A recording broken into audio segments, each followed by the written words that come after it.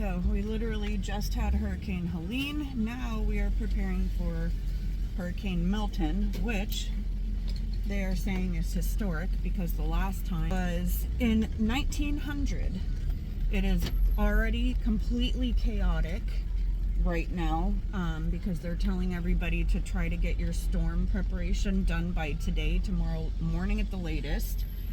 So we just got gas because gas was out by where we lived, and of course now we've got to grab our Starbucks since it's right next door before we finish up our prep. Love to hear from you too. If you are in Florida, you're preparing for Milton, comment down below what part of Florida you're in. Also, if you're in an area and you were hit by Helene, we don't want to forget about the Helene victims because it's a hot mess and there's still a lot of people that they're searching for.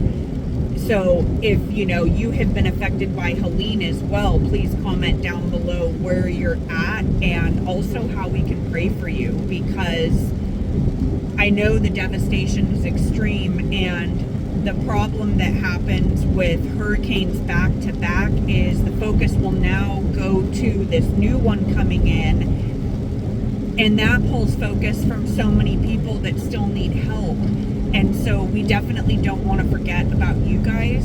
So if you are still dealing with the aftermath, you still are having problems from Helene, comment down below, where you're at, what state you're at, and how we can pray for you and the help that you guys still need as well. One of the things that we're grateful for and that we're kind of ahead of the game is we're actually able to live off-grid for quite a while. So when we were preparing for full-time travel, the excursion is completely built out. We have supplies that are very easy for us to be off-grid for a bit. So if we do obviously lose power, if we lose cell phone, we have a Starlink, we have a dual fuel generator, we have the ability to cook outside, we have food storage, we have outdoor toilets, we have shower capability, we have so much that we're able to do. So that's a plus. But the con is it's all on our carport patio, and we have to deal with that and get it all inside this round, and it can't just stay outside. All right, I got the Starbucks. So, and you definitely have to be prepared with coffee beans. So the rest of today, we are going to have to focus on getting the stuff up and out of our yards that we could not get to with Helene, because with Milton they are saying that it will be a hurricane all the way across our state, which is crazy because we saw what just happened with Hurricane Helene, with Georgia actually still being a hurricane, a Cat 2 when it crossed over, and then all of the devastation with South Carolina, North Carolina, Tennessee, Virginia. Unfortunately, we are going to be having rain for the 3 days leading up to it, which is what caused all the problems in like North Carolina, Tennessee, South Carolina, those areas. The ground is already very saturated, and the rain started, it was probably pretty early this morning. It has not stopped. So that's the biggest concern right now, is the flooding. Obviously trees coming down, power going out, the water systems that are already just stretched to the brink with all of the flooding and storm surge from Hurricane Helene with our county. And yeah, I don't even know, I still can't wrap my head around the images and the devastation and seeing what we're seeing in our own area and county. The state of Florida, all of the other states, like you see it, and It looks fake, honestly. Like, you know it's not fake, but it's so bad it looks like a movie. So, the one positive thing is on the heels of Helene, you truly see everybody taking this seriously. And again, sorry I'm not looking at the camera, but I'm driving, so I'm focused on the road. But you see people are really taking this seriously, especially once they say this has not happened since 1900. They're calling for it to be a Cat 3. A lot of people think it's going to be bigger than that because of how quickly it will intensify, how it's formed is so uncommon, all of the rain ahead of it, and the fact that it's not going to lose strength. Now, typically with a lot of them, by the time it reaches inland, you know, it's downgraded very quickly to a tropical storm and then a tropical depression. And that's just not the case with this one. They're expecting it, by the time it hits the other side by Jacksonville, they're expecting it to still be a Cat 2. And when it hits the Atlantic and gets into the water again, they're still expecting it to be a Cat 1. So, I mean, what are you gonna do, right?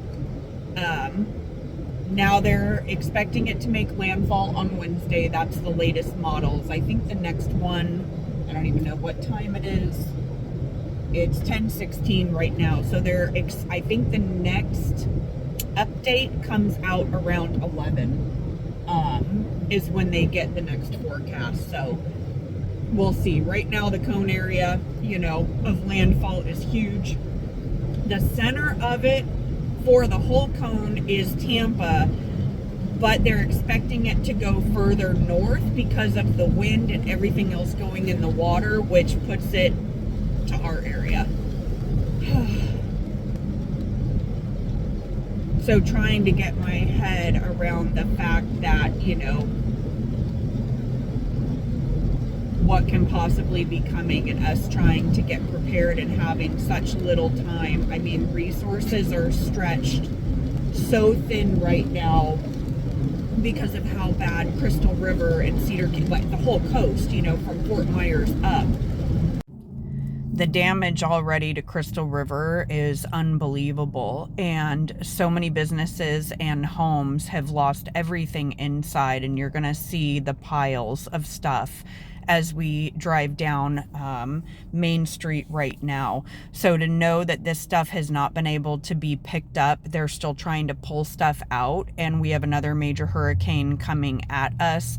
All of this can not only become projectiles in the air with the wind, but also be able, if the storm surge pulls it back out into the water, is just unbelievable. This area all along the coast was hit so hard. Walmart was so packed, we had to park in another parking lot. Has been, thankfully, you know, our governor is on top of it anytime stuff like this happens, so everything is prepared ahead of time with linemen staged and, you know, generators ready to go. I mean, they even build temporary bridges quickly. There's, you know, areas that are they're still having a hard time getting into. All of the rescues got made here in our state very quickly to get the people to safety, but I mean, you could just go on YouTube and see the devastation along our coast, and it's horrific. So the thought of this thing doing it again, it's feeling very reminiscent of 2004, let me just say, because that year was a doozer, and we had 4 back to back, and it was absolutely crazy. So we'll see. I have 2 appointments on Wednesday, but good news. Look what's out of my arm. My midline is finally out, and my antibiotics, my daily infusions, finally ended just a few days ago, so that is fabulous news. Wound care daily is still continuing. They're still monitoring with labs, making sure, you know, nothing starts going back up. My last labs I had talked about in a couple videos before, you know, we're right at that cusp, but they have dropped back down. So white blood cells are in a good range. So that was a huge answer to prayer. Thank you everybody who has been praying, because we're, you know, we're really feeling those prayers, and we really appreciate all of the prayers. The wound area that they had to take out in the emergency surgery was 10 centimeters by 10 centimeters. And ladies who have had kids, you know what that size is. So it was pretty intense. I thought before it was the size of a baseball, but it was not. It was far worse and far bigger. So yeah, 10 centimeters by 10 centimeters is the area. So that is actually doing well. They're surprised with how quickly it is healing, and I know that is just the grace of God. That is the prayers of everybody that has been watching and following this. So thank you for those prayers, and please keep them coming. And hopefully, you know, hopefully they can move those appointments to possibly Tuesday, so that they don't have to get skipped, because the ones on Wednesday are pretty important, and they're very needed for the wound care when I go into the actual wound care center, you know, besides my RN coming to the house and Gary taking care of it. So right now we are headed to get a few more supplies. Thankfully they had just gotten a load of water. We just got gas. We had to go much further inland to get it, because like I said, our area is already starting to run out. Lines are long, and Walmart this morning at 8:30 was pure chaos. So unfortunately I forgot the dog food and I forgot my protein shakes. I have to have 100 grams of protein every day while my body is healing. So I'm out of those. I forgot those two things. So we're having to hit up another Walmart, and then we got to start working on the yard. So we'll see how everything goes today. I'll update tomorrow, and hopefully there's, you know, a better idea of what the path is actually going to be. They already think that it's going to start moving north, which is our area. We're north of Tampa and Clearwater area. So can use your prayers, everybody, and please be praying we can get everything done, that everybody in our state and in the path of this hurricane is protected, and we have no more lives lost. There's been so many with Helene. I think the last count yesterday was like 230 people have already died. We don't need any more deaths. Obviously, things can be replaced, people cannot. So please keep our state in your prayers, and I'll see you on the next episode.